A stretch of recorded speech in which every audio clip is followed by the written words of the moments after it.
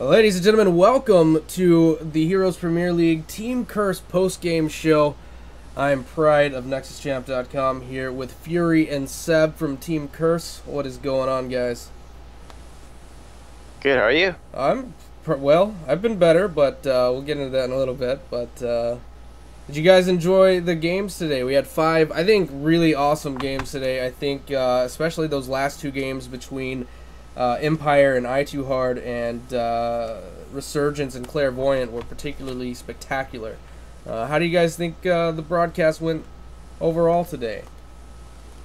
Yeah, it went really overall, but my favorite games were the 2 Arc versus East v Wildfire and the last one too with Resurgence and Clairvoyant. Those were my favorite games. I think Resurgence put on a really good show. I think for being a relatively unknown team, I think they came out and they showed people that they're going to be able to compete with teams like Clairvoyant. They, may have ended up losing that particular match, but I think especially in the early game, the early phase of the game, they were really holding their own. And I think a couple of key mistakes, ended up with them losing. But overall, I think I was surprised, but in a very good way at the showing that Resurgence put in.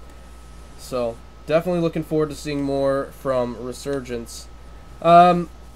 So the caster, Sham2 and ZPs were casting today, and they actually brought up a really interesting thing, and that's that, the North American scene and the European scene, they don't really get to interact with each other very often. Sometimes really, really late at night, you might catch an EU team via matchmaking and get to kind of see where they're at. But in a competitive environment, right now it's just really not a feasible thing for the EU and the North American scenes to get matched up against each other and be able to have, an inter-region league or anything like that, which is why HPL is split up the way that it is. But what did you guys think about the EU players and the EU teams? We saw My Insanity, Empire, I Too Hard, and Vega Squadron, which is a team that recently picked up or entered the hero scene. It's an organization in the EU that picked up former team Lotus. What did you guys think about being able to see some of those EU games? Oh, I definitely saw like what you call it. I didn't really expect them to pick for Team Vega the Gazla, Witch Doctor, and Zagra pick. Mm-hmm. And I knew they didn't really want Blackheart's Bay because that's the map that they didn't want. So just they wanted to push, and they are facing against a team comp that wanted a team fight. So that's why like my Insanity keep wanting all the team fights, keep getting like quadra kills each time they would fight against the Vega Team Vega. Yeah, I definitely think we might have seen much different, a very different outcome if they had gotten a map, say like Haunted Mines, for sure. Oh yeah, If they had gotten Haunted Mines with those two lanes and having the ability to split push like they did. Their lineup there was Gazlo, Diablo, Nazebo, Zagara, and Brightwing, which is a great a great split push team composition. But they were going up against MYI's Uther, Tyrael, Arthas, Falstad, and Raynor, which, in a team fight scenario, is going to win every time. There's very little that Vega Squadron is going to be able to do to back that up and defend against that. And, once you're down 7, 8, 9 minutes into the game and you're going to take that quad kill, you're going to take on Vega, they're going to be able to take a fort easily. Mm-hmm. So I think drafting, especially in this sort of scenario that we're at right now, where we don't know what the maps are going to be until the game actually begins, I think it was a little bit risky for Vega Squadron to draft the way that they did.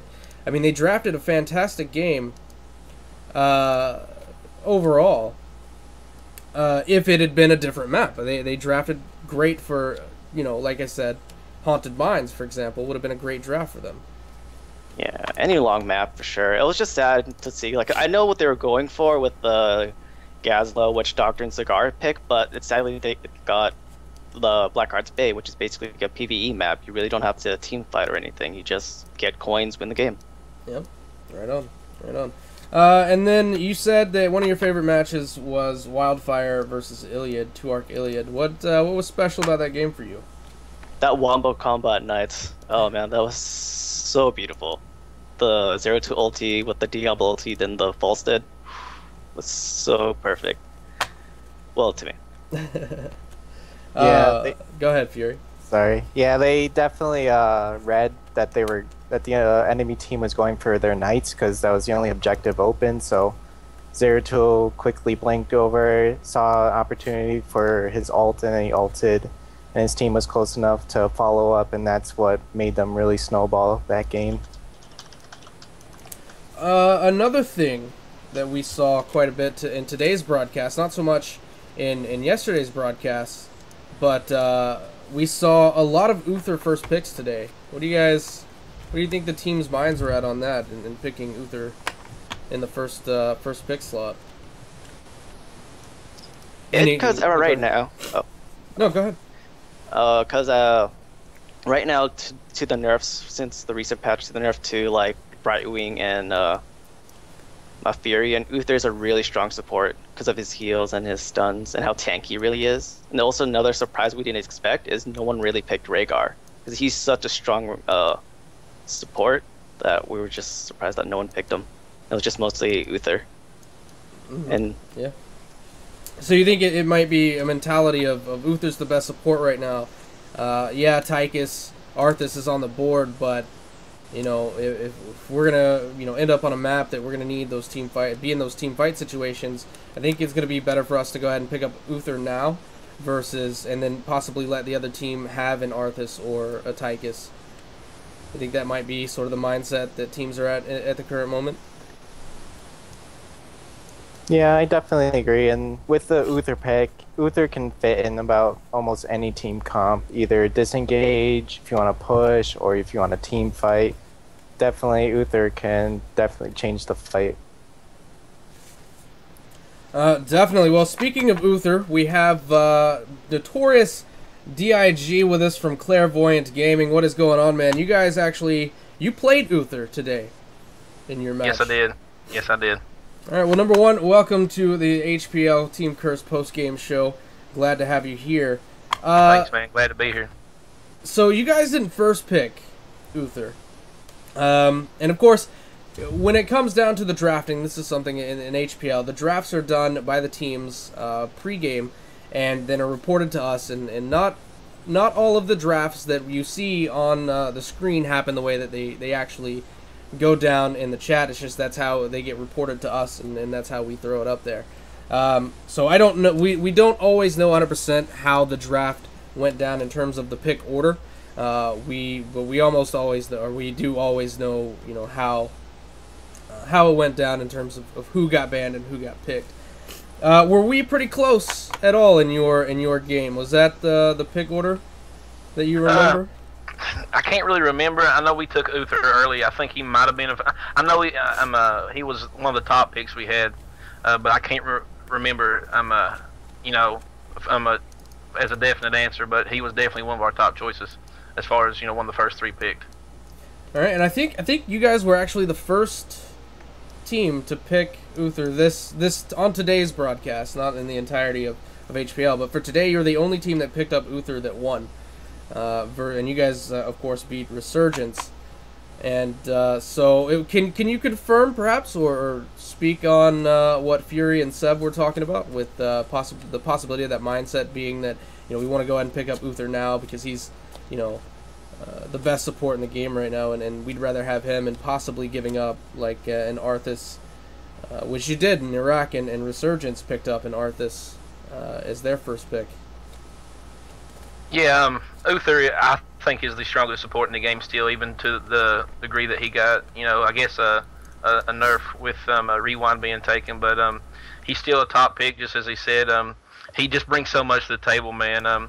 His talents are great where they're placed, his levels, Cleanse is huge, man. Cleanse is huge, and everything, and you got Divine Shield and Divine Storm. I know Divine Shield isn't taking a lot, but it's still useful. Divine Storm is just useful. Like, you could put him in any comp with Divine Storm and it'd be useful. I mean, it's just so strong and everything. And I mean, he's got great heals, like for spot healing and things like that. So I think he's going to be, unless they nerf him to the ground, he's always going to be a solid pick. Very nice, very nice. So how do you feel you did on Uther today in your matchup versus Resurgence? I think I did okay. Of course I could have played better. I could have also played worse.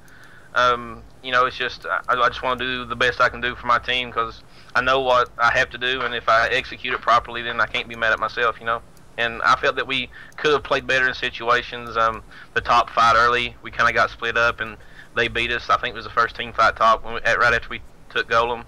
But after that, we kind of got together, and we ended up achieving the victory. Indeed you did.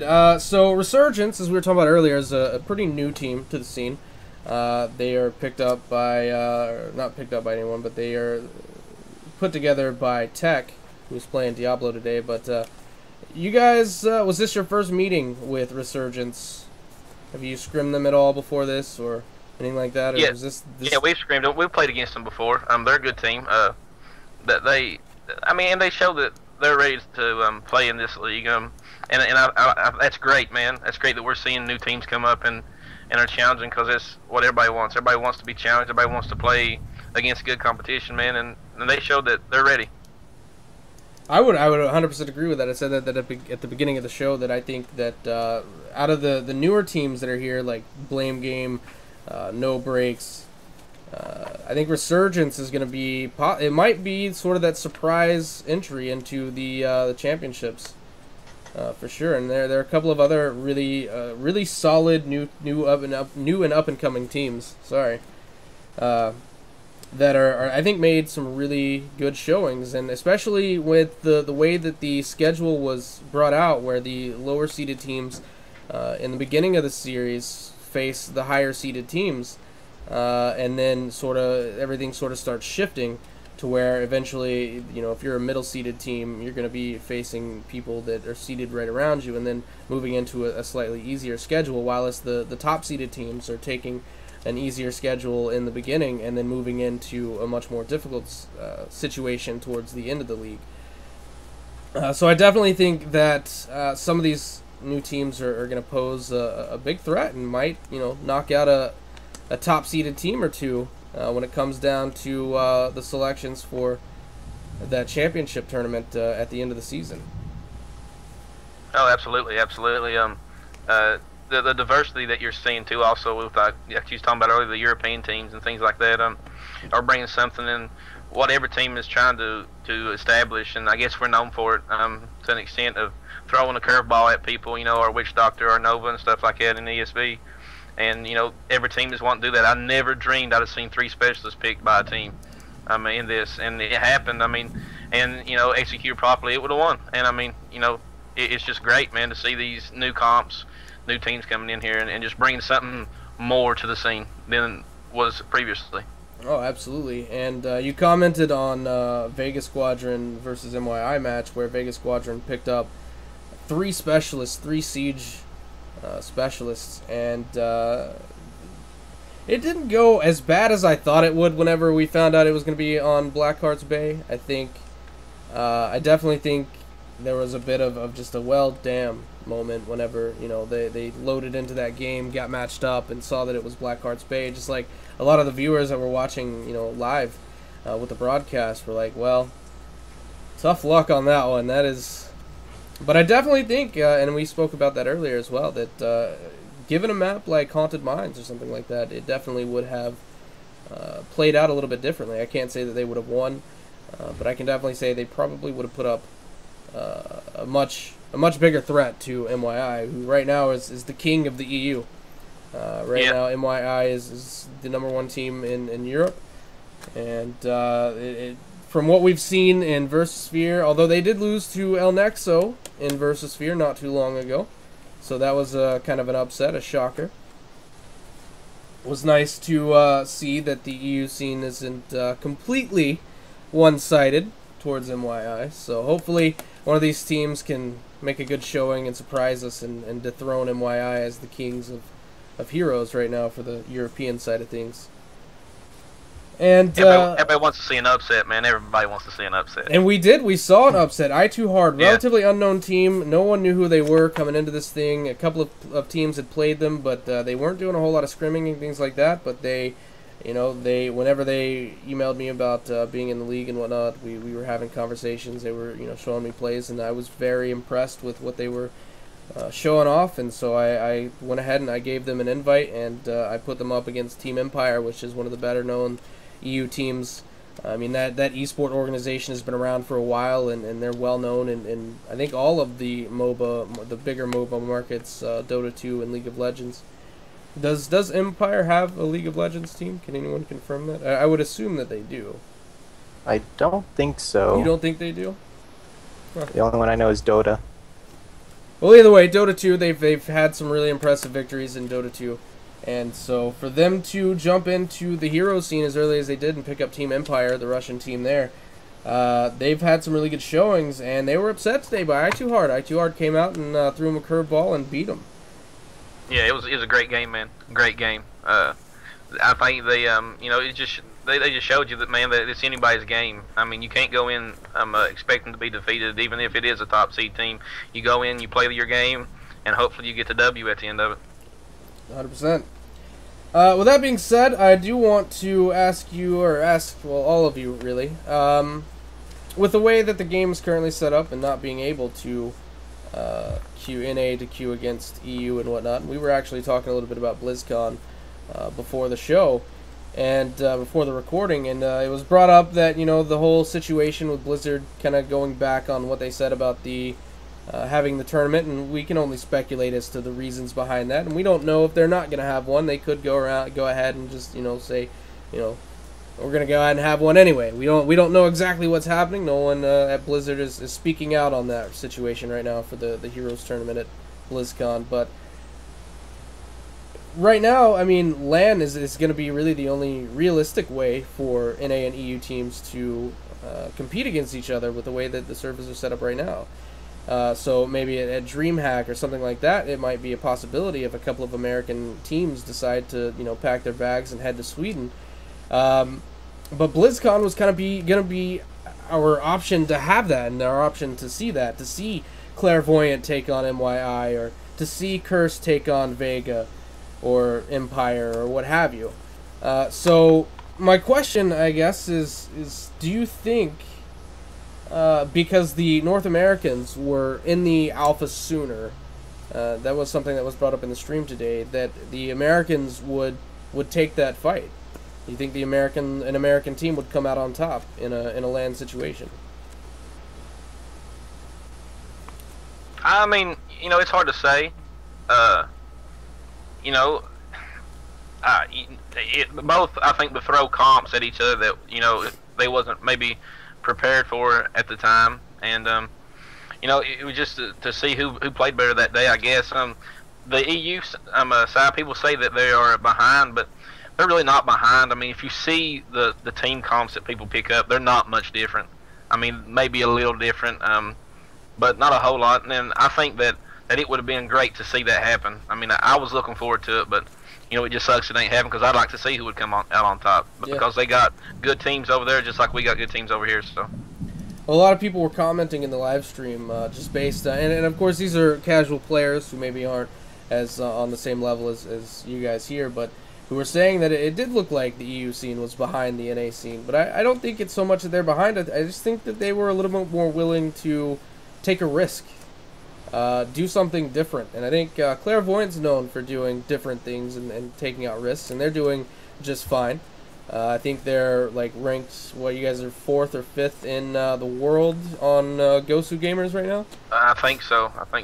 Probably 4th, I think. We was 3rd. I mean, we still might be 4th. I think MYI dropped down to 4th with their loss to El Nexo with Lucifron and Vortex. But, so, I mean, and you guys are known for doing that sort of thing. So maybe, I definitely think that the EU is on par with the US. I think that it's just a slightly different meta over there right now than there is in the U.S. And I think that because everyone is more used to seeing U.S. with the ECS going on right now and King of the Nexus and all that stuff, I think people are just more used to the U.S. meta over the EU meta, because we didn't see so much of that whenever we casted earlier on in the day yesterday when we had the games on at 2 o'clock versus 8 o'clock, which all the EU folks, had school and work the next day. They couldn't, obviously aren't going to stay up till 3 o'clock in the morning to watch Heroes of the Storm, but when we had the EU scene there, we didn't see nearly as many of those comments about the weird meta, so I think that it's definitely something that isn't as big of a difference as some people pointed out as they were watching the games. But Fury, Sev, what do you guys think about EU in a LAN situation? Let's start with Fury. Alright, even though we got access before them, I don't think it changes that much of how much we have over them, because the meta keeps changing, and either the heroes that we play get nerfed, that we think that we're strong, and they keep changing. I know EU favored Gazlo, while the NA didn't really pick Gazlo as much, and the EU said that NA picks Diablo more often than the EU side. And yeah, definitely the meta keeps changing, and now NA is starting to use Gazlo more, and still don't really see much Diablo picked in EU. Well, my follow-up question then would be, HPL, we're in week 1 right now. This is the first week of 7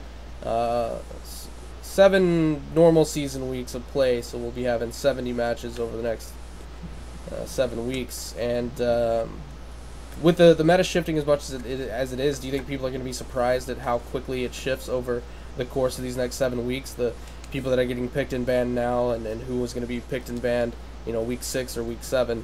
Do you think it's going to be a huge difference, or is it just going to be sort of a slowly evolution over time? Yeah, each week, the patch changes, and it can drastically change how the meta goes. For Zagara, since her ulti on Nidus Storm is global now, that honestly changed the meta immediately. Split pushing is actually viable now, unlike previous patches before. Yeah. So we see a lot of changes, frequently.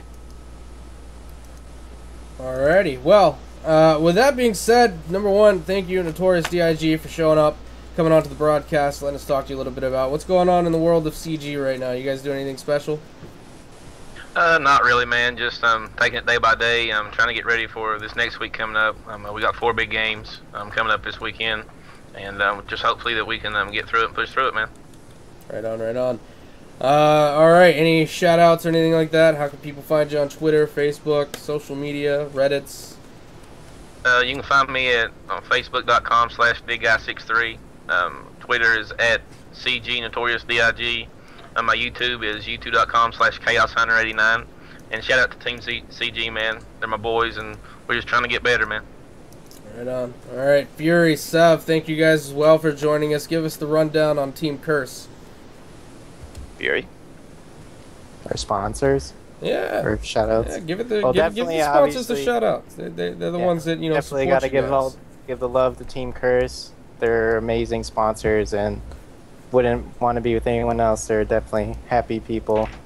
So it's Team Curse, Cooler Master, Alienware, Azubu, Astro, and Loot Crate.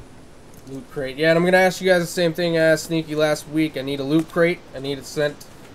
I need a good one, though. I don't want one with the little rubber sticky thing you put on the wall and pretend to be Spider-Man. I don't need anything like that art. I've got a 2-year-old. I've already got all that stuff. I want some T-shirts, some coasters, some beer coasters, right? Some koozies. That's what they call them, right? Koozies, little things you put on the beer, little koozie. Yeah, that's what I want. I want a good Loot Crate. All right, guys. Thank you all for showing up. And thank you. Yeah, not a problem at all, guys. We'll see you next week, next Tuesday, for another Heroes Premier League Team Curse post-game show. All right. Thank you. Yep, thanks. Later.